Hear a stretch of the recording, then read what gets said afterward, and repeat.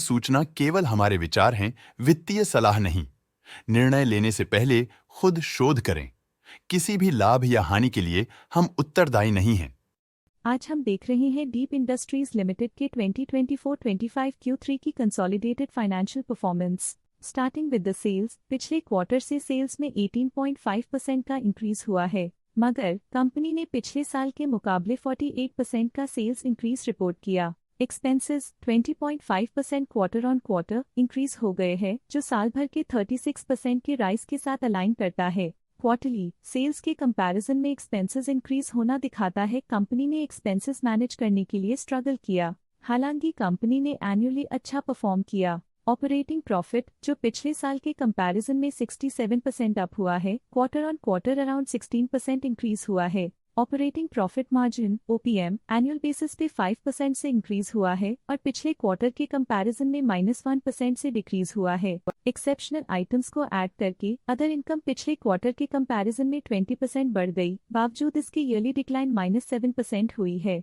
Interest expenses पिछले quarter से 5% up हुआ, लेकिन ईयर ओवर ईयर इंक्रीज 10% हुआ है। डिप्रिशिएशन कॉस्ट में 2% का क्लाइन देखने को मिला और ईयरली बेसिस पे 16.5% का इंक्रीज देखा गया। प्रॉफिट बिफोर टैक्स एनुअली 65.5% बढ़ा, लेकिन प्रीसीडिंग क्वार्टर से 20% बढ़ा है। इस साल कंपनी ने 25% टैक्स पे किया और क्वार्टरली कंपनी ने 22.5% टैक्स पे किया है। नेट प्रॉफिट ने ईयर ऑन ईयर 70.5% का इंक्रीज दिखाया, लेकिन लास्ट क्वार्टर से 14.5% का इंक्रीज हुआ है। इस क्वार्टर में कंपनी का परफॉर्मेंस ठीक रहा, ऑपरेशनल एफिशिएंसी में कुछ सुधार हुआ है। वहीं अगर एनुअल एनालिसिस की बात करें तो इस साल कंपनी का परफॉर्मेंस काफी अच्छा था। अर्निंग्स पर शेयर EPS में साल भर में 2.5% का इंक्रीज देखा गया, लेकिन क्वार्टरली में 13.5% की बढ़ोतरी भी नजर आई।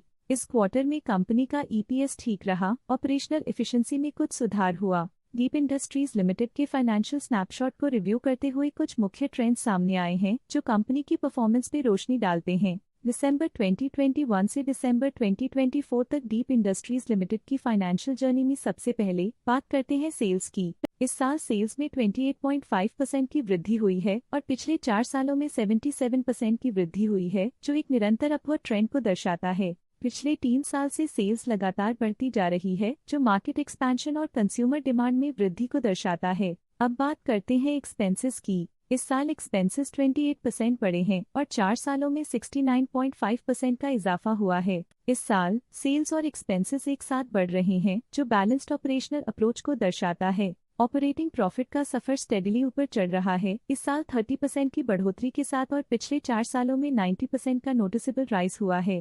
पिछले 3 साल से ऑपरेटिंग प्रॉफिट लगातार बढ़ रहा है, जो कॉस्ट मैनेजमेंट और ऑपरेशनल कुशलता को दर्शाता है। नेट प्रॉफिट का सफर ऊपर की ओर चल पड़ा है, इस साल 2.5% की चढ़ाई के साथ पिछले 4 सालों में लगभग 2 गुना की शानदार वृद्धि हुई है। पिछले 3 साल से नेट प्रॉफिट लगातार बढ़ रहा है, जो फाइनेंशियल हेल्थ को मजबूती देते हुए इन्वेस्टर्स का ध्यान आकर्षित करता है। इस साल EPS में -3% की कमी के बावजूद लंबी अवधि में देखा जाए तो 44.5% की मजबूत वृद्धि हुई है। इस साल EPS में कमी आने के बावजूद पिछले सालों की ग्रोथ कंपनी की मजबूत ओवरऑल परफॉर्मेंस को अंडरलाइन करती है। चलिए अब बात करते हैं शेयर होल्डिंग पैटर्न की। डीप इंडस्ट्रीज की शेयर होल्डिंग रिपोर्ट्स कुछ इस प्रकार की हैं, जो दिसंबर 2024 के 31 तक चलता है। ये रिपोर्ट कंपनी के शेयर्स की डिटेल्ड जानकारी देता है, जिसमें promoters, promoter groups, foreign investors, public investors और सरकारी एंटिटीज शामिल हैं। पब्लिक हेल्थ शेयर्स का परसेंटेज 2024 के सितंबर में 34.43% से 2024 के दिसंबर में 33.49% तक डिक्रीज हो गया।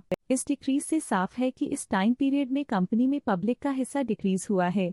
जब कंपनी के शेयर्स का अधिकतम हिस्सा प्रमोटर्स, FII, DII या गवर्नमेंट के पास होता है, तब ये माना जाता है कि कंपनी मजबूत हाथों में है, जो स्थिरता और मजबूत समर्थन को दर्शाता है और इस मार्केट की स्थिरता बनी रहती है।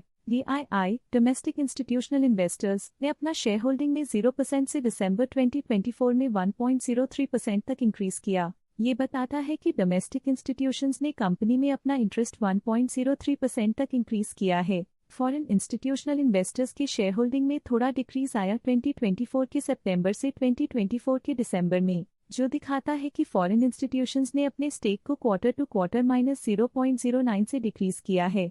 जिसे पता चलता है कि उन्होंने अपनी इन्वेस्टमेंट्स को पुल बैक किया है। ये था कंपनी का करंट शेयर होल्डिंग पैटर्न। आज के लिए फाइनेंशियल सेक्टर में इतना ही। देखने के लिए धन्यवाद। स्टॉक लेटेस्ट न्यूज अपडेट के लिए चैनल को सब्सक्राइब करें और वीडियो को लाइक एंड शेयर करें।